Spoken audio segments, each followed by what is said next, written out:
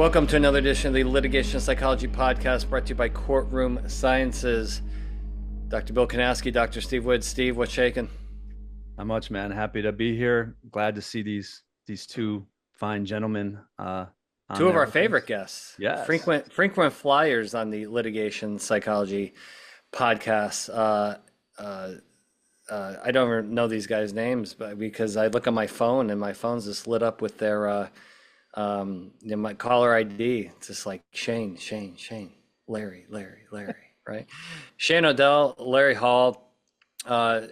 Shane, is it just like, is it still 150 degrees in Fort Worth, or is you finally getting it? Has it like got down to 140 yet? Let's see. We had a cold front come in last night, and so it looks like I have my background blurred, but it's actually raining right now, which no one here knows what to do. Took me like 2 hours to get to the office. Wow, that's a Texas thing for sure. Yeah, and in Florida here, it's like gone down by 2 degrees, which hey, I'll take it. Larry, up in St. Louis, despite the Cardinals, how are things going up there? Things are going great here, Bill. The sun is shining bright on the great state of Missouri because we have a quarterback in Columbia, Missouri, and the SEC should be on notice that my Missouri Tigers are coming.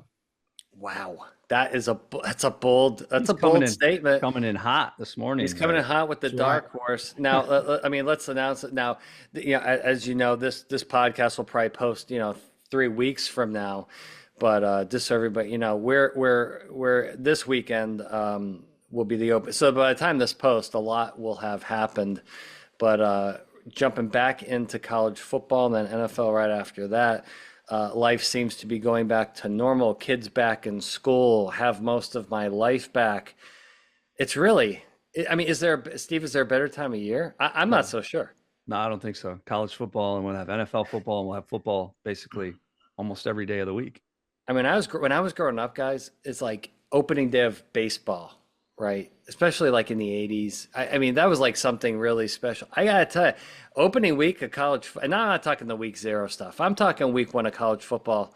I mean, Larry, Shane, is there a better time? I'm not so sure. No, this is the best time of year, except for if you're a Cowboys and still a suffering Mavericks fan now that they've traded away every superstar that exists for both teams. So it's kind of rough for it's Cowboys unbelievable. fans. The 4 of us could just start a separate podcast just to talk about sports. I think we'd get some hits on this. Yeah. I mean, these 4 genius minds. I'm with you. I've got some hot sports opinions too. I know. Probably are not very popular. Isn't that what drives views and likes? Yeah, we need the contrarian views.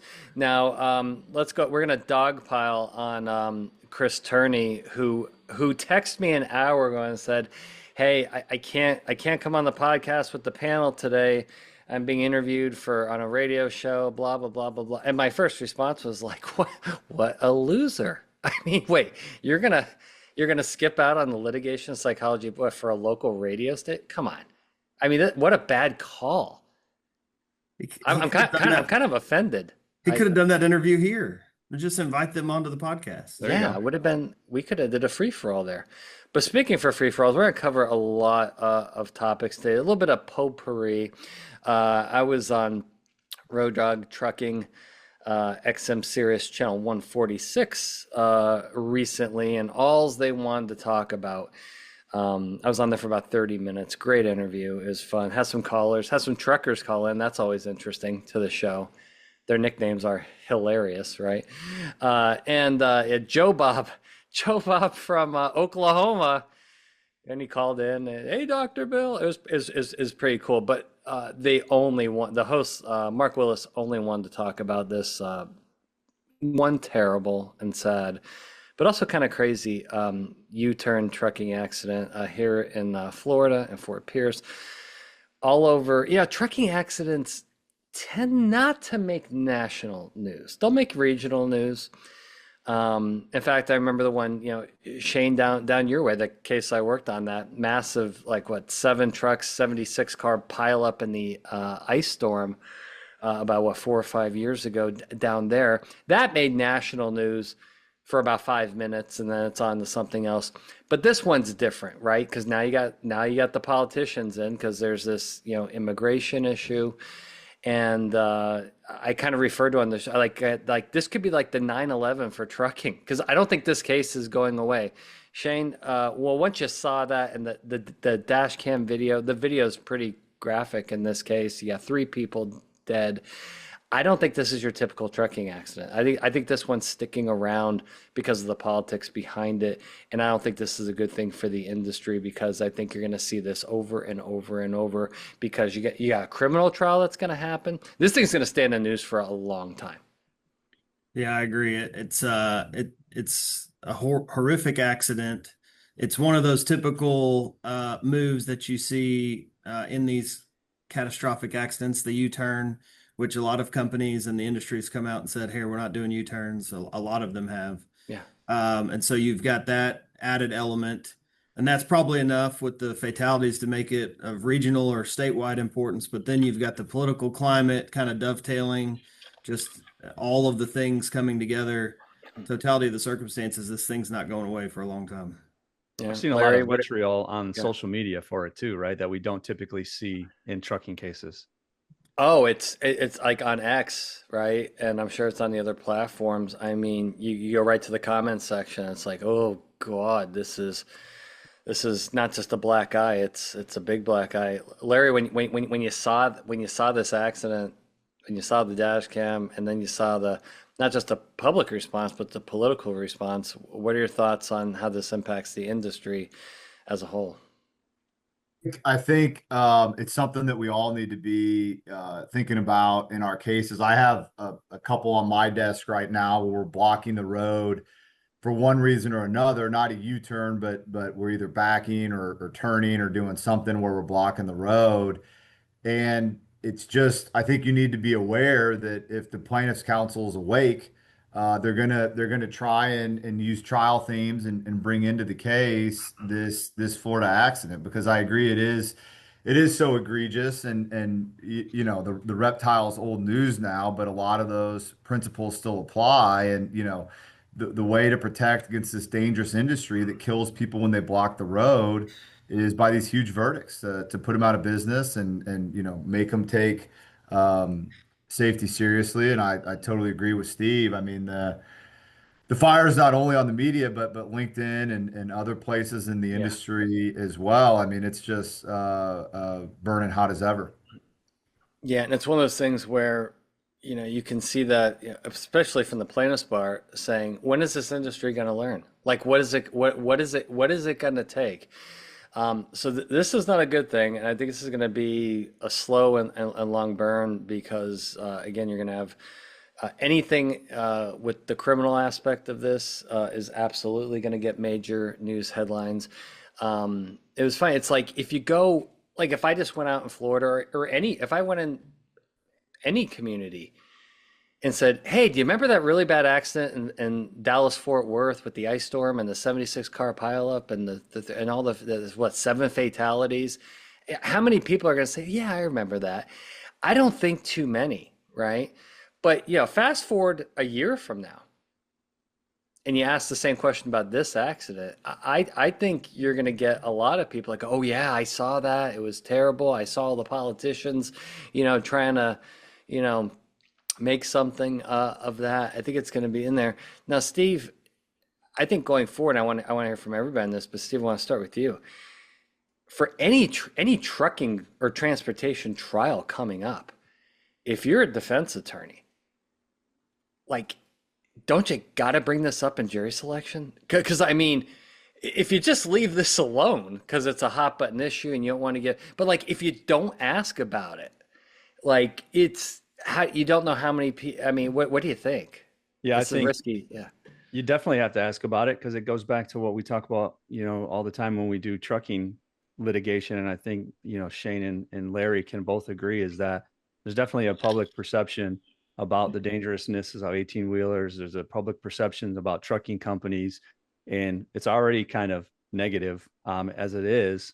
And I think this is just going to be one more log on the fire, but I think you got to bring it up because you want to be able to get jurors' perceptions, because I think a juror who gets scared around big trucks, thinks that they're essentially reckless and dangerous, that's definitely a juror you don't want anywhere near your jury. Now, let's talk about this. How can the defense turn the tables in their favor, right? Let's take a step back here, because I think with any negative, you can turn it into a positive. So, remember what happened here. So this guy, and now there's not just the dash cam video, but then you got the police body cam video. And then they asked him 12 questions in English and it can only answer 2 of them. Then they give him a road sign test and he got like 20 or 25% of the questions on the roadside test, right? So you got this language barrier, illegal immigration thing. But also, it turns out it was California and Washington, I think, that certified him for his CDLs, right? Larry, if you're the defense, can you turn this into the favor to essentially take the political angle to say, listen, yeah, in this company in these states, right? In other words, put the spotlight on it of, in certain areas, these things are not handled well and it needs to be addressed. But my client doesn't do this shit. My client does it the right way. And are you willing, like in a jury selection type of way, to say, because remember, you got a comparison effect now, right? So if you just left it alone, jurors could think, well, God, this whole industry is terrible. Where maybe the defense can say, well, no, like with any, like, listen, Steve and I work on med mal cases. There's bad doctors. There's bad nurses. There are shitty hospitals, right? And you can turn that in your favor by saying, hey, no, we're different. We do things differently. Larry, what are your thoughts? Actually was thinking, what a powerful tool to use during jury selection right now, right? It's an unfortunate stain on the industry, but you bring this up during jury selection and you're paying attention to how people react. I think people are going to put their cards on the table in terms of how they feel about the industry, and you should be able to generate some wonderful discussion from your panel Yeah. that gets to those beliefs and attitudes that you've talked about before, Bill, on this podcast, where the anti-truck people in discussing this, because if you're anti-truck, you're going to want to talk about this in the industry, and you're going to have to. And so in my view, Bill, you let that conversation play out with jury selection. You figure out who your strikes are going to be. You do what you need to do to get the cause that you can get. And then you do the comparison, but you're going to hear different facts in this case. And are you going to be willing to consider, and Yeah. you start to lay that groundwork early. And so I would say that would be using this offensively. Yeah. So Shane, again, what we have here is the ability to ask jurors. So you expose the accident, right? Remember my rule in jury selection. If you want to prevent a problem, expose the problem.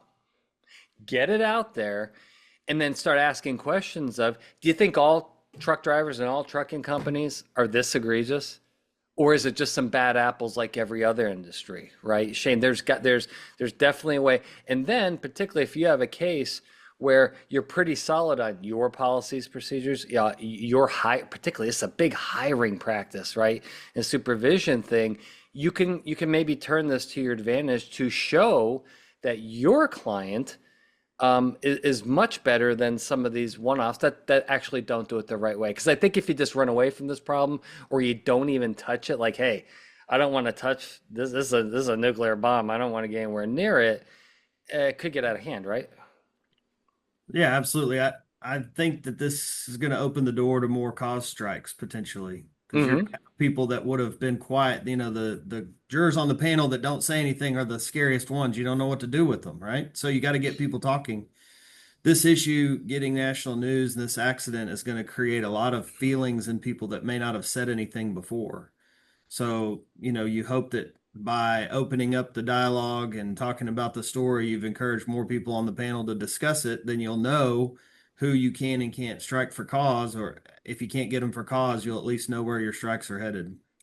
I think one other thing I want to talk about on that and get your thoughts, Shane and Larry, is the idea is a lot of times when we ask these tough questions, these difficult questions in voir dire, I think from a social psychological standpoint, I think there needs to be understanding, kind of the idea of social desirability bias, where jurors are going to say things that, they think you want to hear. So I think another thing from the defense perspective, because you're asking this question, basically trying to elicit them to say, I don't like the industry or I have problems with the industry, is you have to be aware of the fact that they may do that and they may not be fully transparent with you. So I want to get your guys' thoughts about how you handle that, knowing jurors may not be honest and open with you, and how you kind of normalize the fact that if they don't like the industry, even though you're the attorney for the trucking company, to make them feel comfortable to tell you, yeah, I don't like the industry, and I know you represent a trucking company, versus trying to just play it like, oh no, I don't have any problems with it, when you know that they really do.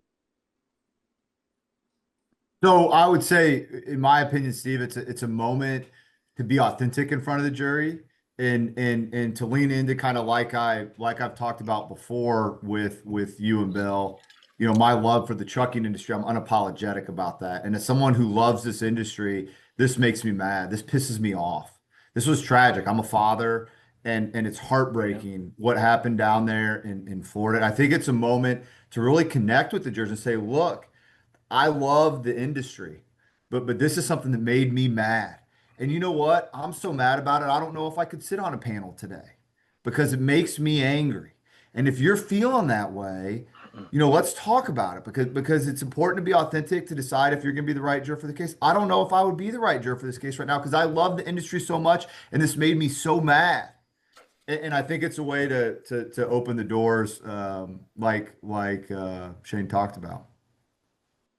Yeah, I think that's exactly what you have to do. Embrace the bad. You know, it's like we love our kids. They make mistakes, right? And so you're not maybe proud of everything your kids do, but you still love them through it. So we love the industry through these bad accidents and these things, but you're right. This is a great opportunity to kind of bare your soul a little bit and get the jurors to feel comfortable responding to you, even though you do represent a trucking company and love the industry. Plus, you got to listen when the plaintiff's asking questions too. When your plaintiff lawyer's up there asking questions, they probably don't have that social desirability bias. And so, if you're not listening and paying attention to their answers, then you're not going to know whether you're going to get a different answer or not. Yeah, all great points. Again, tragic accident, and again, I don't think this is going away anytime soon because I think politically, it's fuel for a lot of fire, and I think that this is going to be, from a jury perspective, it's going to be something that's going to be in the news a lot. And so, if you're a defense attorney, it'd probably be in your best interest to bring this up during jury selection, because if you don't ask, you could have some jurors that are really angry about it, right? And they've seen it and they've watched it over and over. And if you're not asking about it, you're not gonna know. So sad that we have to talk about that accident, but it is what it is. It's going to be around. So keep your head on a swivel. Let's transition. One of the themes that we'd like to talk about here, Steve and I like to talk about, is just the whole theme of the defense being more proactive in litigation as opposed to reactive. And that's why we have Larry and Shane on today to talk about kind of a from the trenches sort of perspective. And this is we want to hear from Shane and Larry on some of the things they are doing to be proactive in certain areas, particularly early in the case, but then also want to get a sense for client reactiveness to that. There's some corporate clients out there, both corporations and insurance companies, that have made quite the transition. They have kind of woken up, they've changed philosophy, they have figured out there's a better way to do this. But then you get a proportion of clients that essentially, Steve and I joke, it's like it's 2005, they're still running the wishbone. Yeah. Everybody else is running the spread off. They're still running the wishbone, expecting to win the game. By the way, if you ever have to go up against like Army or Navy or Air Force, when they're running the wishbone, that's no joke, right? But like no one else runs it. That was a 1980s, 1970s, type of offense. Things have changed, and you have to evolve. Shane, what are some of the things and areas that you personally, but also maybe your firm, because I know you guys have firm meetings and partner retreats where you're discussing this on, how can we be better defense attorneys? What can we do earlier? How can we be more proactive, more aggressive than in the past? Because that's going to help you with leverage. It's going to help you with better decision making. And ultimate, it's going to put your client in a better position. Yeah, that's right. I think you just the first step is to remain client focused and not get too tied up in the adversarial nature of the litigation. If that's where you are, if you're pre-litigation, then you're already ahead of the game because, like you said, some of those clients and companies are starting to realize that the earlier they get us involved, the better. I would say 5 years ago, 80% of my cases, the plaintiff lawyer had it within a week or two after the accident, and we got it 2 years after the accident. And now that number's probably 70% the opposite, which is we're getting it sooner, which helps us and gives us a lot more time to game plan, and to help preserve the evidence and figure out which direction things are going to go. So getting involved early is a really big part of that. But also being aggressive without being a jerk or without just shaking things up just to shake it up is really an important strategy that we employ. Yeah. Larry, what are your thoughts on this whole topic, and particularly conversations with clients to get them to be thinking on the, because again, because Larry, I mean, you may be a very proactive attorney. If your client's not on board with that, that's kind of a barrier, right? It is, and I think what Shane said is totally correct. And building on that, one of the things I like to do that some of my clients struggle with sometimes is we'll have the case first. There'll be a claimant attorney that gets involved, and I'll prepare a letter to them that essentially says, this is how I intend to defend this case. Here's the data from my expert. We don't see liability here. If I'm missing something, let me know. And we try to play offense as early as possible. That doesn't make sense in every scenario. There's a lot of scenarios where that makes sense. And in Missouri, we see a lot of lien-based care.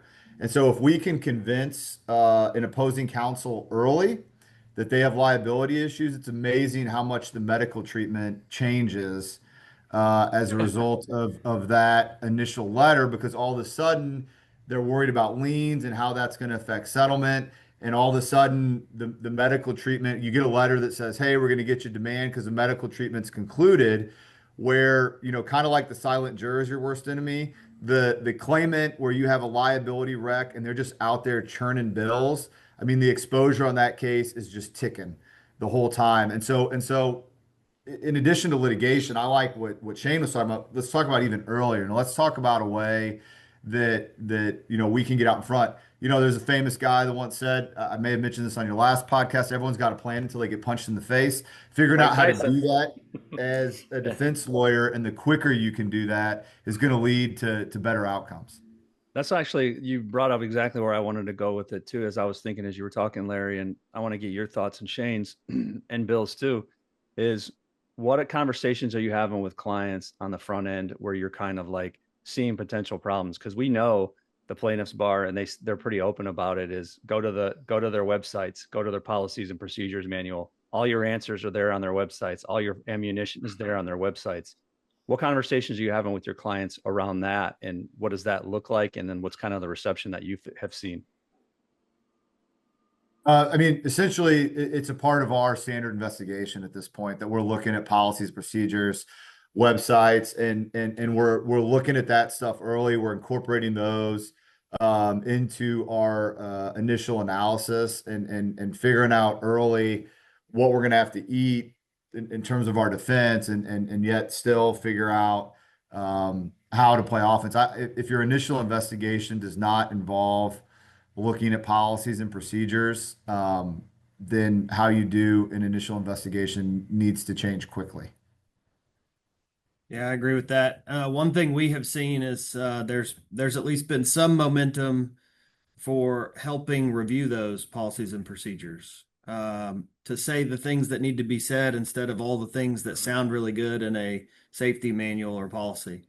We want to give the drivers the tools they need to be successful on the road, but we don't need to give the plaintiff lawyers all the tools they need to bring up a big verdict. And so you can have a policy and procedure that does exactly what you need it to do for your employees without saying safety is our number one priority, nothing else matters. You guys are the most important thing on the road. And so all, helping to tailor those before accidents happen there's at least some momentum for that from the industry. And so I think that's a really helpful tool that we're using to be more proactive. Yeah. And I'll Well, pile on there real quick. When yeah. when we get policies and procedures and an associate's walked in my office and they said, "Hey, we got policies and procedures from ABC Trucking," I said, "Is there a defensive driving section or not in there? Because if there is, let's talk about it." I mean, that's what Shane's saying. I mean, there's a defensive driving section. You're going to have issues with that manual. Absolutely. On the theme of proactivity, Steve, with our jury research, which has been very prolific and busy Yeah. this year, what percentage of focus groups and mocks have you done this year have been pre-mediation? I will say more than usual. Let's put it Yeah. that way. More than usual. I mean, we still get the last minute, we're going to trial and in a Yeah. month we need help. But I am definitely seeing an uptick of, hey, can we get this research done so we have some ammunition going into mediation? We need some numbers, we need some information, we need things that we can use to tell the mediator. So there's definitely been an uptick from what we've seen probably within the last few years. Yeah, and Shane just reached out. He's going to do one here soon, very early in the case. Shane, can you just talk about just the difference it makes when you start getting some answers at the jury level, right? And then how that impacts the, because one of the biggest things that we see, Steve and I see almost every week, is that oftentimes the defense attorney and the client don't see eye to eye on things, right? Whether it be liability or damages, and how jury research early can clear up some things. Because it's like you get on the wrong trajectory, right? And we've all been there before. The confirmation bias with defense attorneys, with clients. I mean, Steve and I wrote a paper on this, right? Is you see this case and you're like, this case is a joke. This case ain't worth $20 million. And it's like you start talking yourself into this and if you don't have any juror perspective on this, you could really, really be missing the boat. And by the time you figure it out, so Shane, can you talk a little about the value of not just the jury research, but the timing of it? Because if you get it early, and then remember, you could always repeat it as more discovery plays out, but getting that kind of initial read, that I call it the X-ray, right? You get an X-ray before an MRI because an X-ray could really rule out a lot of stuff. Right. Yeah. The pre-suit focus groups, it's kind of like the difference between having a game plan and scrimmaging. You can have the best game plan and then you go out and scrimmage and it doesn't work at all. And you're like, wow, that we thought we were going to be able to shut down their passing game and we did not. We got to come up with something else.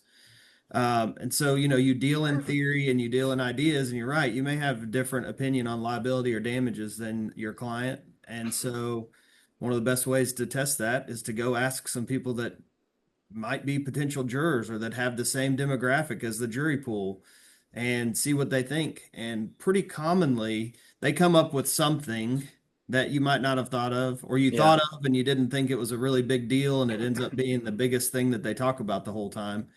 So at that point, early in the case, or even pre-suit, you're able to pivot and start developing those ideas or addressing those things, those problem areas, so that you can be better prepared going forward. It also provides you just this overwhelming sense of confidence that we've already talked to real people about this. This isn't just theoretical. This is real. And so you can move forward pretty confidently with your strategy. Yeah, you want to get on the right track. Steve, I mean, how many projects have we worked on this year that a hidden vulnerability was discovered where everybody at the end of the project said, "Oh my God, we are so lucky we tested." Like no one saw that coming, right? A lot. Yeah. And I think is always the good thing that I like to hear too is when that's all said and done, where a juror says, I would like to see this expert, I would like to heard from this person. And the attorney or the client says, well, we don't have that. Now we're going to go and get it. Versus when you get too far down the road and they say, I wish we would have heard from this expert, and now discovery's closed. And it's like, well, can you get that expert? And they're like, no, we don't have time to be able to do that. So now you're hamstrung by the fact that you can't do anything with that information, at least as it relates to that topic. Yeah. Larry, talk again a little bit about not just the value of the research, but the whole earlier is better principle. Because, listen, like with anything else in life, yeah, my friend, who I will not mention by name, like his mom's house had a roof leak, and he kind of sensed the roof leak, and it's probably not a big deal, right? And then, like, 6 months goes by and half of the roof is caving in, and it's like, oh man. And at that point, the cost to repair it's through the roof. Emotionally, yeah, it's a nightmare. Just talk about maybe your perspective on the timing of finding vulnerabilities and problems, and what the power that gives you as defense counsel versus if it's way late in the game. Yeah, and I'll take a little bit different spin on it than it's been approached so far. So as defense lawyers, we're in the service industry, right? We're either working for directly for a motor carrier or for an insurance company. And no one, not Shane or I, not our clients, want to be the victim of a verdict where our insurers somehow or our motor carriers expose themselves to some excess verdict that potentially is going to cause them problems with their career, their company problems. In my view, you know, Shane and I handle a lot of cases. We see a lot of things. You guys see a lot of things. I mean, until you can lick your finger and put it in the air and try and guess which way the wind's going. And we do that a lot, but I think there's a lot of value for our clients in understanding early, because sometimes our clients may say, I think we have a liability winner. Shane and I may be on a little bit different page, or it may be a case where you have huge damages and you think you have really good liability defenses, but you're worried, will the compassion for the plaintiff overwhelm our liability defenses? And then could we be in an excess scenario where we have problems? So in addition to helping you get ready to try the case, I think it helps you do your job better for your adjuster, and the adjuster do their job better for their company. So I think the value of it is multiplied early because it serves so many different functions. I was going to ask on that too, and I want your thoughts, Larry, and your Shane, on from your perspective, because a lot of times when Bill and I get involved, we're working with you, we're working with the client, we kind of give off our reports, and we're not really part of those kind of post conversations as far as those things when you're talking about these confirmation biases where Yeah. they're like, we got a winner, we got a winner, we got a winner, and then the jury tells you you have a loser. What are those conversations look like? Do they take the research into perspective and then say, okay, now we need to address this a different way? Or do they continue on saying, I disregard the jury research, I still think we have a winner? So in my experience, the clients, if they're willing to do the research, they're going to consider the results and they're going to take that into account when adjusting their file. In Missouri, it's a really bad environment for insurers in terms of policy limit demands, excess verdicts, things like that. And so whatever's in their file could potentially be part of a bad faith case one day. And so when you obtain the results from a jury verdict, they're absolutely going to consider that as part of their file when evaluating that case. And for me as an attorney, look, I take a lot of pride in the evaluations and things I write, but I'm really happy when I get the tool to go either confirm what I think is true or to better understand the case in a way I haven't by involving other people. I mean, I focus group my neighbors out of control. I mean, they know if they're drinking a beer in the cul-de-sac and Larry's around, they're probably going to hear about a trucking accident and what they think about a set of facts. And so I just think it's a hugely valuable tool. And the folks who are willing to pay for it, I haven't had the situation where they didn't pay for it and they say, nope, not going to consider that. We think, Steve guy's crazy and didn't do a good job. I've never had that ever. They always are like, man, this is really eye-opening. This really confirms where I've had this file the whole time, or I'm going to take another look at this with my management team and we may get back to you on some additional things we want you to do. Yeah, there's tools out there. Shane, let's start. So you're trying to be proactive as a defense attorney. Let's throw no wrinkle to this that oftentimes is the case. You have a co-defendant.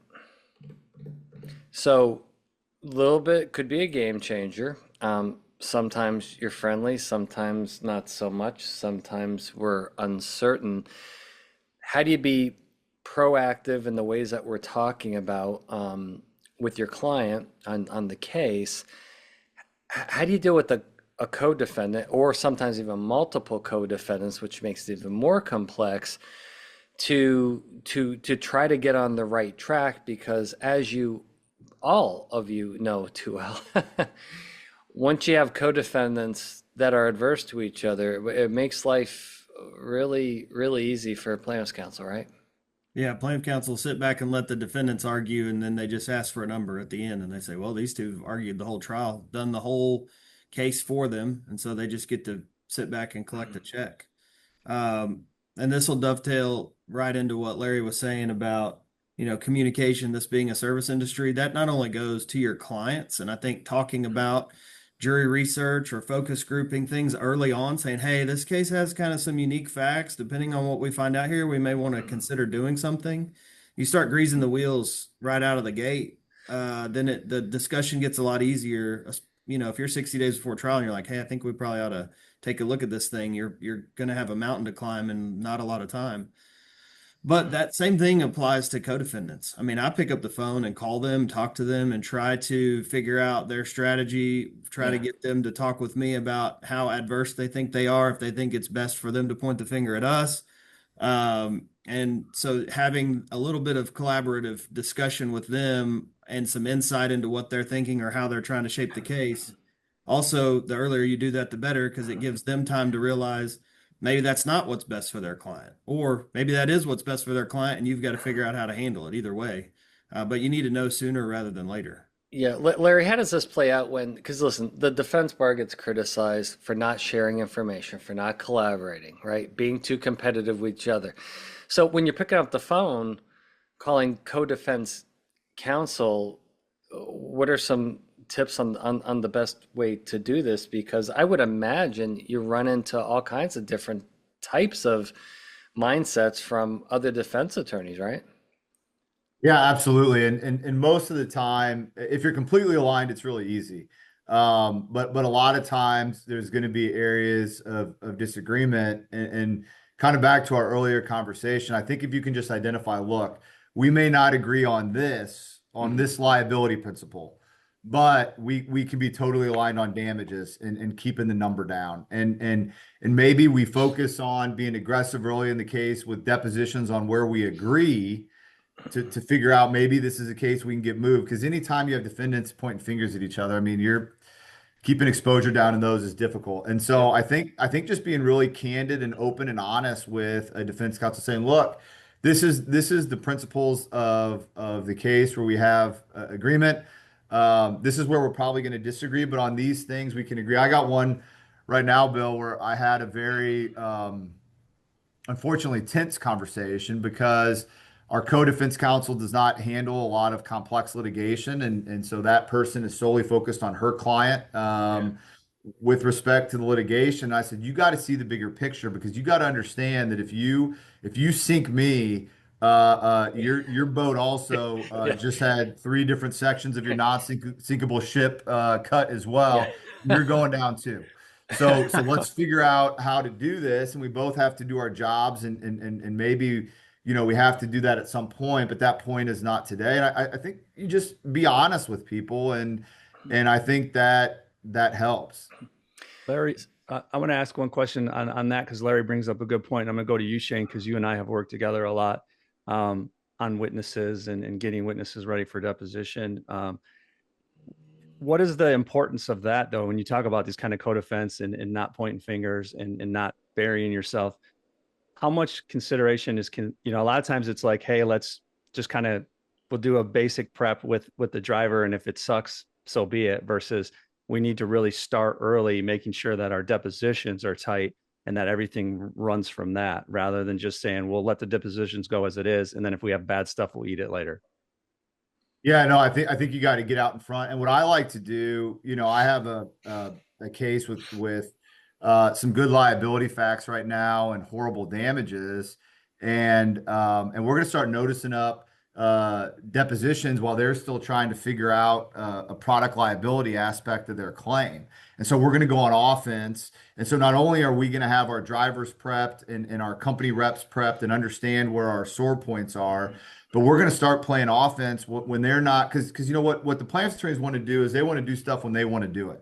And for a long time, the defense counsel sat back and a file that wasn't on fire wasn't a problem. And so we'll deal with what's on fire. And then when the plaintiffs are ready to go, we'll notice party depositions and we'll do this all in this order. If I have lien-based care now, I file corporate designee notices with subpoenas right out of the gate. It's gonna be the first depositions we take in the case. Plaintiffs don't like it. It makes them uncomfortable. They're talking about lien-based care early, but it's a way to go on offense early. And so I think when you knock it out of the park in terms of early depth, you have a well-prepared driver, you have a well-prepared corporate rep, you're ready for plaintiff step.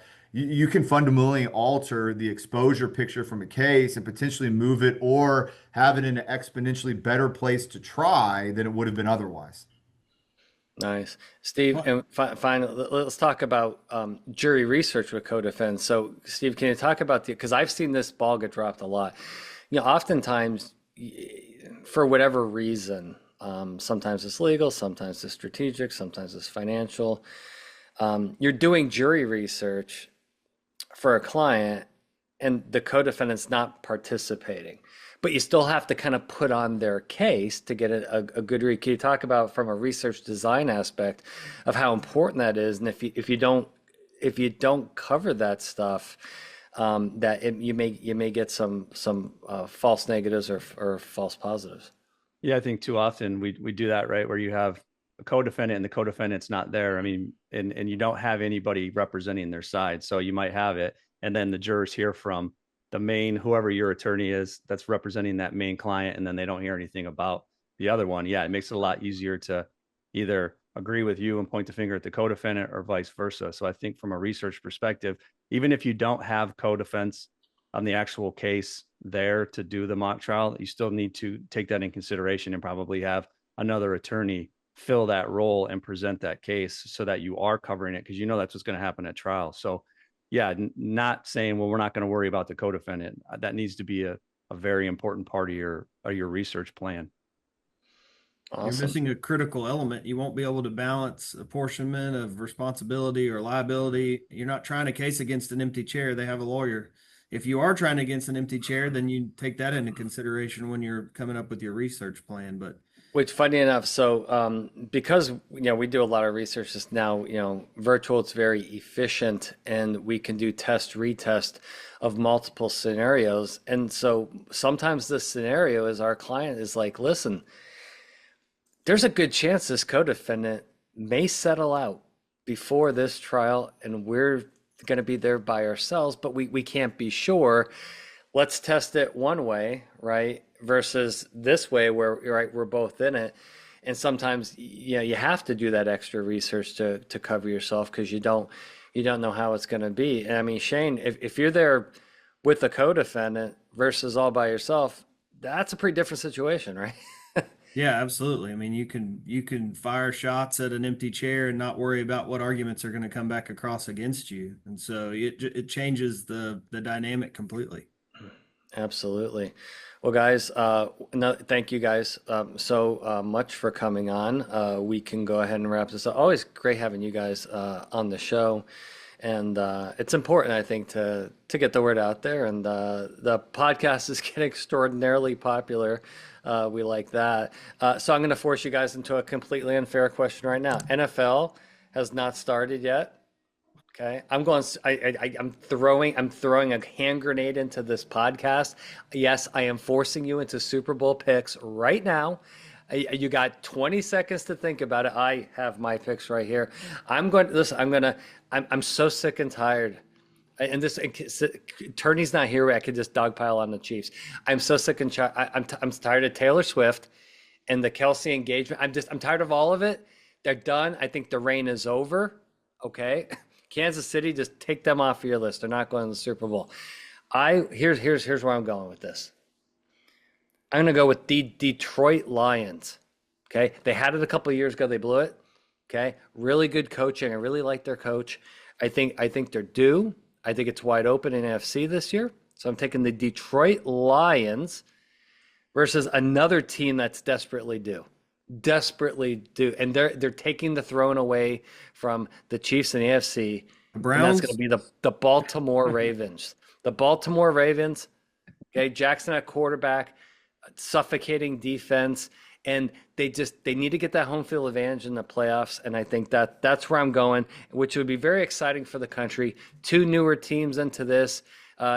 No more Niners. Sorry, Steve. No more Kansas City. Okay, that's where I'm going. And I'm going to throw it. And this is a no fair order. I'm going right to Larry Hall. Well, I grew up in Kansas City, Bill, so I'm a big Chiefs fan. Sorry to break the news to you, Larry. Yeah. Well, but I think the Chiefs are going to be distracted as they prepare for a wedding this year. So I'm going to go Yes. with the Buffalo Bills. Ooh, that's a good one. That was my Out of the second pick. AFC. A lot of respect for Josh Allen and what they have going on up in Buffalo. And I hate to do this with Shane on the line, but with newfound Micah Parsons on defense, I'm going to take the Green Bay Packers out of the NFC. As a Bears fan, that just came across the wire yesterday, and I'm just like, I've been blowing Bill wow. up, but just busting his chops all day, the last couple of days about that whole thing. Wow. Interesting. Okay, so we got Packers, Bills, Shane Odell. I know who you're not. I know you're not saying the Cowboys. I know we're on the same page with that. Yeah, no Cowboys. I'm going to follow Larry and the Bills. I think they're due. Josh Allen's got that thing rolling. I think they're going to be great this year.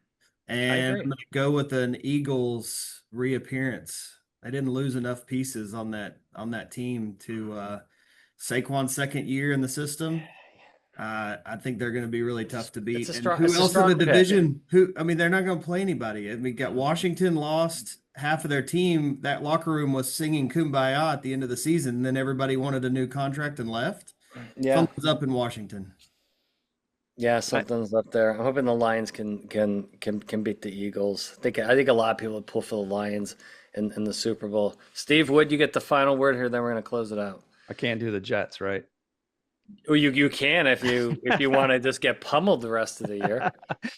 No, I think I was kind of like with you that your second choice was the Bills. Mine was probably the Ravens, the Bills. I think the Bills, I'm gonna have to jump on the bandwagon, the Bills bandwagon.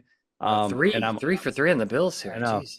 And I'm also gonna jump on your Lions bandwagon because I was a big supporter of them last year. I was finally, as someone born and raised in Michigan who couldn't really ever wear Lions stuff much, I've been able to break out some of my Lions gear now. So I'm going to stick with the Lions.